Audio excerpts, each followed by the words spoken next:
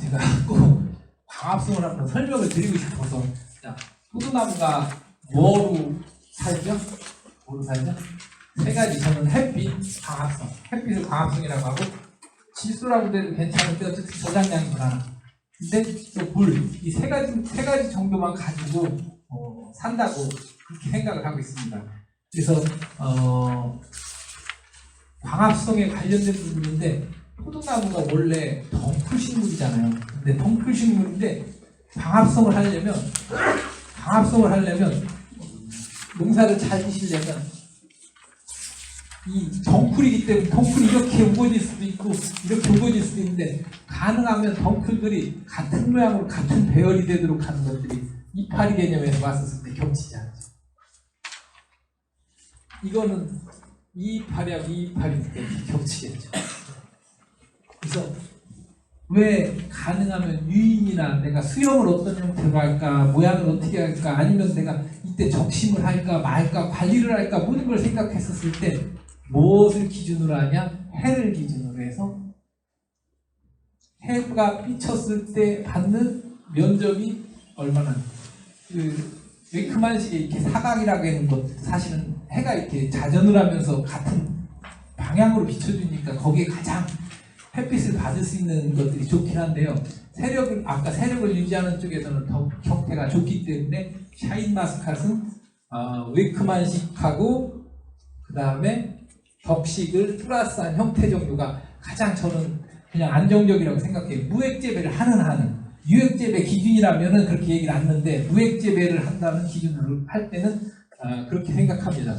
그래서 어쨌든 간에 덩굴식물이라고 하는 것들은 잎이 필요한데 덩굴식물이라는 건 잎이 필요한데, 아까 얘기한 대로 덩쿨성이라는 건 햇빛을 잘 받도록 하고 잎이 제일 필요하고, 그 다음에 아까 얘기한 대로 하루에 크는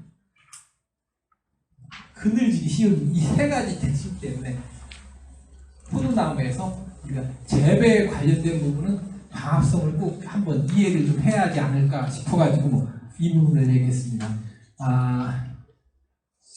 자, 그래서 포도나무 기준으로 했었을 때, 우리나라 기준으로 했을 때 추위입니다.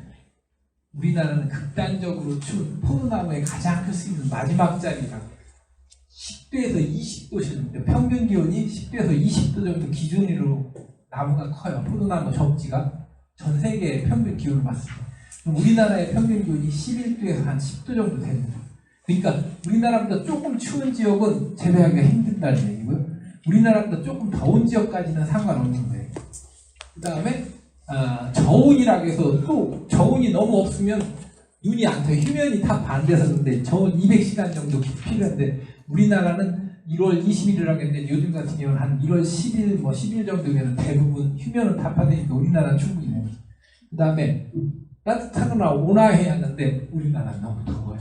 아까 광합성 얘기했을 때 25도, 30도 정도까지밖에 얘기 안 했는데, 우리나라 기준으로 했을 때는 너무 뜨거워요. 특히 야간 온도 문제입니다.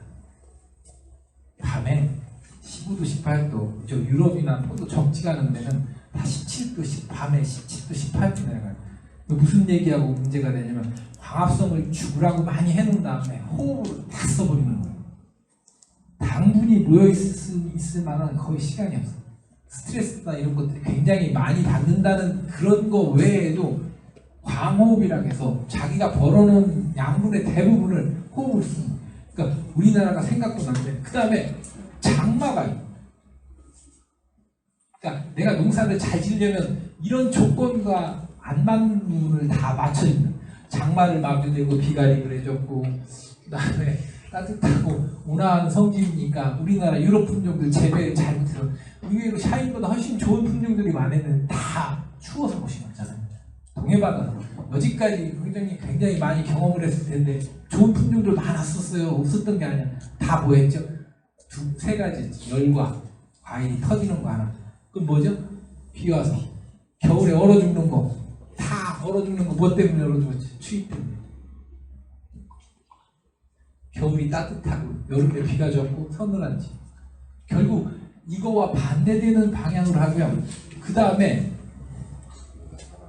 우리나라가 생각보다 1300mm, 1400mm가 강우가 많은데 불구하고 물을 너무 많이 주고 제품을 제거하고 있습니다. 더군다나 또 한 가지 문제는 뭐죠? 답정한 것을 알면서 논에다 심는 거예요. 이렇게 봤었을 때 결국에 우리나라의 포도에서 지금 제일 문제되는 건 토양의 통기성. 노란색 아니고 좀 다른 색깔이 좋겠. 그래서 모든 걸 이런 개념으로 봤었을 때 지금 이제 신규 개원하고 다 문제됐었을 때 다시 한번 쓸게요. 너무 중요한 얘기라서 포도 가운데인 것에 가려면 파란색이네. 통기성. 저는 늘상 맨날 얘기하는 뿌리 개념으로 이해를 하려고 해요. 나머지 관련된 부분들은 대부분 재배 기술에서는 아무 문제가 안 돼요. 사실 여기서 그 샤인마스카시라고 해서 20년, 30년 재배하셨던 분들이 뭐라고 하지? 기술이 지금 필요해서 관심 있는 것도 아니고 그렇다고 해서 사실 여러 번 들었기 때문에 문제가 되는 거죠. 사실 지금 여러분들이 받아야 할 건 마케팅이라든지 아니면 어떻게 해가지고 작목방을 잘해서 더 고급을 만들까 뭐 이런 부분들이 훨씬 더 중요하긴 해요. 근데 몇 분들 이제 처음 하시는 분들 기준으로 했었을 때 이 모든 재배 기술 아까 얘기했는데 햇빛 관련된 광합성이 이제 설명하지만 그 적지를 선정했을 때 통기성. 그래서 이 부분이 그냥 이해를 합니다. 그래서 내가 무슨 예를 들면 석류를 재배하고 싶어요, 그죠? 석류 굉장히 좋은 나무인 건데. 석류를 어떻게 재배할까 잘 모르면 석류의 원산지가 막 이란이나 시리아 이쪽에 많죠. 그럼 그 기후하고 그 지역에 가장 맞도록 재배를 하면 되는 거예요. 그 지역의 그 기후. 우리가 대목 같은 경우도 대목 특성을 봤었을 때 강가에서 나온 대목을 잡으면 강가에 물이 많으니까 뿌리가 이렇게 자라요. 죄송합니다. 강가에서 나오는 건 이 밑에 뿌리 나오니까 뿌리들이 이렇게 자라요. 물이 깊이 안 들어가요. 산이나 깊은 데 있는 나무들 뿌리는 어떻게 자라요? 이렇게 자라요. 이렇게. 뿌리 없으니까 자꾸 밑이 깊이 들어가요. 그럴 거 아니에요. 원산지의 개념을 이해하는 포도나무가 어디였죠? 이것도 똑같이 시리아, 이란 아니면 이집트 이쪽이었죠. 아까 그 기후하고 적합한 지역은 원산지 개념으로 이해해서 그 원산지에 맞는 쪽으로 재배법을 바꾸면 되는 거예요. 석류를 재배하고 싶다? 물도 좀 없는 데서 기르고 온도도 좀 온화한 데서 기르고. 제가 가봤는데 얘기를 들었는데 아니면 아시는 분하고 잠깐 들었는데 터키 있죠. 터키. 지중해 기한관에 있잖아요. 우리 전 세계에서 안 나오는 과일이 하나도 없대요.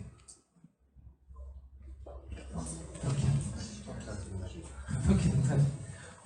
그런 데 많아요. 저 지금 꿈으로 그리는 게 조지아, 그로지아 그런 나라들 가보면서 막 경치 좋고 이 농사를 재배가 안 되는 게 없어. 세계에서부터 물만 있다면은 뭐든지 다 재배되는 가능한 지역들이 대부분 과수원. 그렇다고 해가지고 우리가 말하는 겨울에 휴면 타파할 수 있는 최적 요소 다 가지고 있지 모든 걸 다 가지고 있는 거예요. 그런 개념으로 보시면 됩니다. 그래서 적지 위치를 봤었을 때 우리나라 지역을 썼을 때 이 정도 되는 거예요. 유럽에서 이탈리아 있죠. 그 다음에 어디지? 20도 드문선 10도에서 20도 선 있잖아요. 여기 미국, 칠레 이쪽이 따뜻하잖아. 이쪽은 추운 지역이니까 덜 되고 이런 식으로 해서 적지 선정에 관련된 부분입니다. 제가 포도 생육에 관련된 부분은 그렇게 말씀을 드렸고요. 자, 그래서 햇빛하고 어쨌든 이제 싸움은 결정된 겁니다. 내가 어떻게든지 잘 기르기만 하면 되는데 이파리가 많고 저기 한 것까지는 초기에 이파리를 먼저 확보를 한 다음에 그 이파리들이 두껍게 해야 한다는 거니 잎을 잘랐었을 때 엽록체라고 되어 있는데 이 부분이 되는 거예요. 이거 의외로 생각보다 중요한 게요. 잎 한 잎, 한 잎쯤이라고 하는데 이파리 크기가 이렇게 10 제곱센티미터라고 해도 이게 2g 내지 뭐 1g 생체중 나가는 것들도 있는가 하면 의외로 3g 내지 4g까지 나갈 수 있어요. 그건 뭐예요? 잎의 크기는 똑같은데 2배 정도 두꺼워지는 거예요. 이 잎이 이거보다 더 두꺼워져서 이만큼까지 아니구나. 이 이파리가 이거밖에 얇게 된 잎이 있는 거예요. 그러니까 눈으로 봤었을 때도 이파리가 이렇게 두꺼워 보이는 이파리도 있고 얇아 보이는 이파리인데 이게 무슨 문제가 있냐면 그 이파리의 무게를 한번 재보면 생각보다 차이가 나는 거예요. 그러면 제가 무슨 얘기를 했냐면 광합성이라는 부분은 그늘진 잎에서 할 수 있는 광합성은 자기가 10%도 안 돼요. 밖에 나와서 햇빛 위쪽에 있는 부분들이 대부분 광합성을 하는 거예요.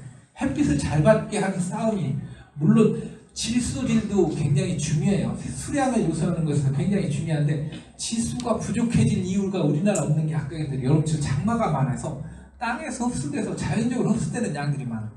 질소가 많은 게 아니라 물이 많으니까 물이 많이 올라오는, 그러니까 이런 거죠. 우리가 밥을 많이 먹은 건 아닌데 밥을 한 10번쯤 먹는 거예요. 원래 아까 그 적지, 뭐라고 하지? 그 포도의 적지라는 것은 어디였었느냐면은 뭐 이란이나 이렇게 여기는 물이 없었으니까 천천히 먹었으니까 비료가 조금 많이 있어도 들었는데, 그러면 그런 싸움들이 두부 끝났다고 생각했을 때 이 입의 두께를 가지고 시작되는 거죠. 햇빛에 관련된 부분, 그러니까 농사를 잘 질 수 있는 방법에 대한 부분, 그래서 광합성 부분이 시작된 겁니다. 그래서 이게 책상줄지락에서 해면줄지락에 되어 있는데, 이 부분이 이게 공기라고 되어 있는데요. 공기라고 되어 있는데, 입 뒤에 숨 쉴 수 있는 숨구멍이 있어요. 이 숨구멍은 어떤 또 역할을 하냐면 사람으로 말하면 혈액순환하고 똑같은 거예요. 자, 입 두께가 뭐냐면 몸에 이제 등치도 좋고 건강해졌으면 운동을 잘하는 것까지는 맞는데, 이게 사람으로 말하면 혈관이 되는 거예요. 혈관. 아까 광합성이 CHO라고 했죠. 탄수화물, 수산화칼슘이니까 물하고 그다음에 산소, 이 성분, 우리가 당분 성분이고 모든 성분들이 CHO 이 세 가지 성분으로 되어 있는데, 물이 올 수 있는 자리가 하나 있어요. 물은 어디서 오냐? 이거로 연결되어 있는 뿌리에서 왔잖아요. 아까 그래서 이게 좋은 게 아니고 뿌리에서 이렇게 뿌리에서 왔으니까, 뿌리 아까 근권이 굉장히 중요하다고 한 이유는 이 물을 주기 위해서 H2O에서 물이 들어오잖아요. 근데 그거 하나 말고도 이 혈관이 좋다는 걸 아까 얘기했지만 많은 양분들이 중요한 게 아니라 대부분 질소도 마찬가지예요. 질소 성분이 부족한 게 아니라 질소를 이동할 수 있는 이동이 문제인 거예요. 우리도 사람의 혈액이 부족한 게 아니라 뭐라고 하죠? 혈액 순환이 얼마나 잘 되느냐 안 되느냐가 더 중요하잖아요. 그런 개념에서 이 물이 갈 수 있는, 공기를 통할 수 있는 기공, 여름철에 나무 밑에 가면 시원하고 안 시원하다고 했는데, 온도가 높은 여름을 버틸 수 있는 것도 아까 얘기한 뿌리의 근압이라고 했잖아요. 물이 많이 올라와서 기공에서 기화열로 돼서 주변이 공기가 씌워지면 광합성 능력이 크게 떨어지지 않는 거예요. 여름을 그 고온기를 날 수 있는 방법은 아무것도 없어요. 그나마 만약에 버틴다면 저장양분을 충분히 받아놓은 다음에 뿌리 활력이 높아가지고 이 혈액순환이 좋게 하는 방법. 그러니까 포도농사를 조금 잘 짓는 분들은 아까 얘기한 광합성 잘하게 하는 방법 말고 두 번째 방법을 굳이 찾는다면, 뿌리가 좋게 해줘가지고, 뿌리가 좋게 하는 건 통기성이라고 해서 공기를 잘 쉬게 하는 방법이에요. 공기를 잘 숨쉬게 하는 방법은 앞서서 말씀드린 대로 왜 그러냐면, 여름철에 우리나라가 아까 얘기한 대로 보통 지중해성 기후 21도, 밤낮, 밤기온 18도에 25도, 26도, 더운 여름날 아까 터키 같은 데 달이야 27도, 30도, 아주 가끔씩 31도 내려가는데 이게 적기였는데, 우리나라는 밤 온도가 31도 나가는데 뭐를 못해. 그래서 광합성 얘기하다가 기공 얘기했고, 그 다음에 이 엽록체, 해면체 얘기하려다 보니까 이렇게까지 얘기하고, 그래서 통기성 부분 굉장히 중요한 부분 얘기했고, 이파리 두껍게 해야 하는 부분이 두 번째 개념으로 이해하시면 된다. 그렇게 말씀을 드린 겁니다. 그렇죠? 그래서 포도 잎에 관련된 부분입니다. 여러 가지가 있는데, 저는 뿌리는 다른 나무의 식물보다 생체력을 더 많이 차지하게 되어 있어요. 그래서 늙은 뿌리보다 새뿌리가 항상 새뿌리가 항상 발생하도록 해서 뿌리 회전 아니면 이걸 해서 올라가는 부분들이 실질적으로 좋은 역할을 하는 것이다. 그래서 광합성에 관련된 부분을 한번 해볼게요. 광합성이 잘 되려면 사람이 할 수 있는 재배적인 방법은 아까 이제 이파리를 두껍게 하는 방법 외에는 없는 게 비세세기. 광합성에 관련된 부분 비세세기인데, 비세세기가 우리나라 햇빛이 제일 많이 있는데, 포도나무 적지가 아까 어디 있죠? 거기 사막기후라고 했죠. 거기가 광합성이 최대치예요. 우리나라는 늘상 햇빛 개념으로 봤었을 때 늘상 부족해. 거의 막 6, 7월달 정도 아니면 5, 6월달 햇빛이 좋은 정도까지 늘상 있었으면 좋겠는데 우리나라의 일주 기후는 여름철에 햇빛이 장마철 기준으로 해서 너무 적고 봄, 가을은 그나마 맞는 정도. 이 햇빛 그나마 그 햇빛을 뭐라고 하지? 받아서 최대치로 할 수 있는 건 우거지지 않도록 합니다.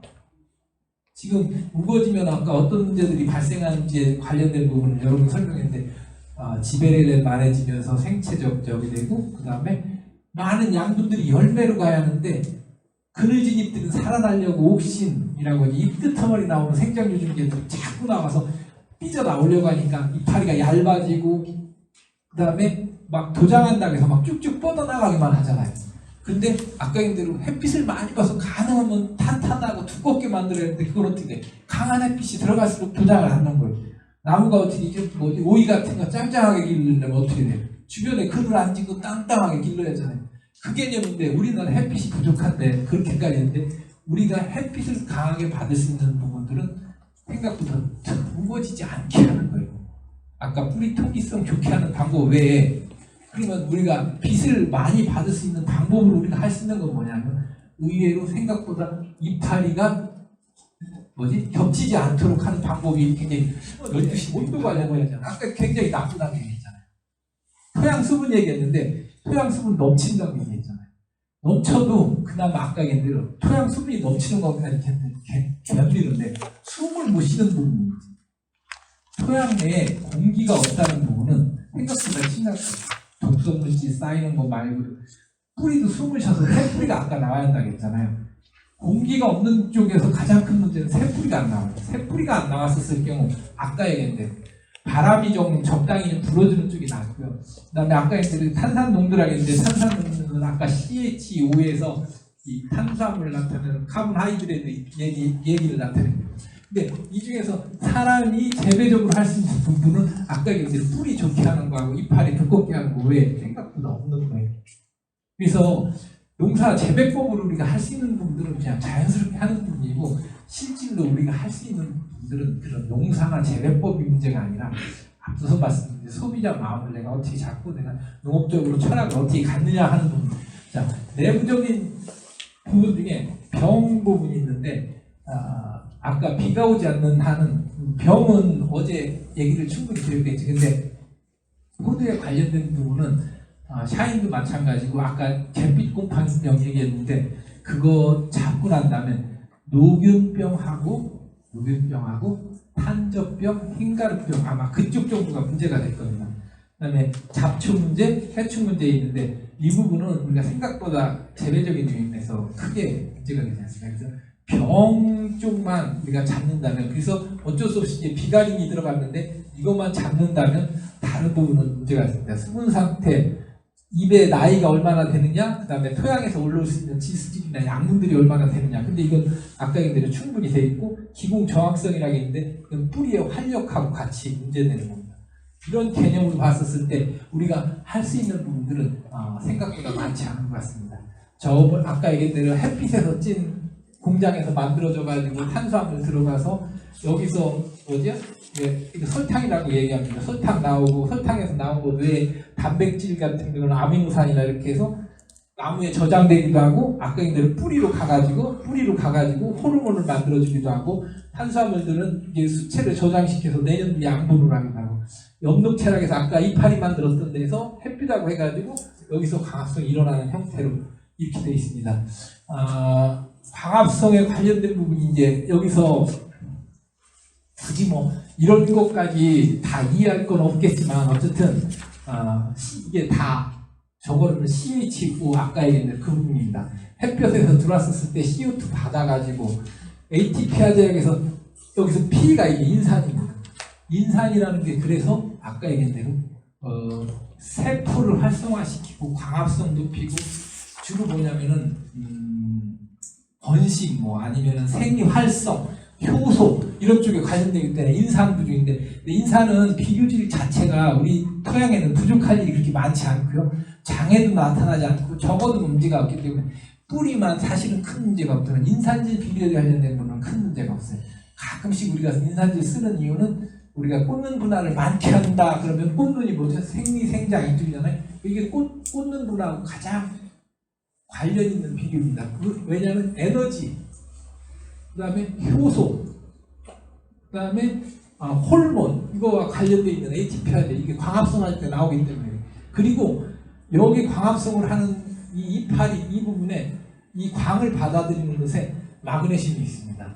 광수용체라고 하는데 마그네슘이 있기 때문에 광합성을 오래 하고 겨울에 날 수 있는 것들이, 그래서 샤인마스카트는 의외로 광합성에 관련된 부분을 중요하기 때문에 마그네슘 시중을 좀 충분히 해달라 이걸 계속 하는 거예요. 근데 대목을 하면 마그네슘하고 칼륨이 흡수가 확 틀려져요.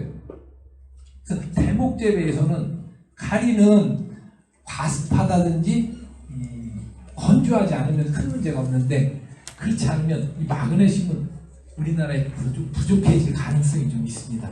그래서 광합성에 관련된 부분들은 이렇게 비료가 된 겁니다. 나중에 얘기하는 걸 하고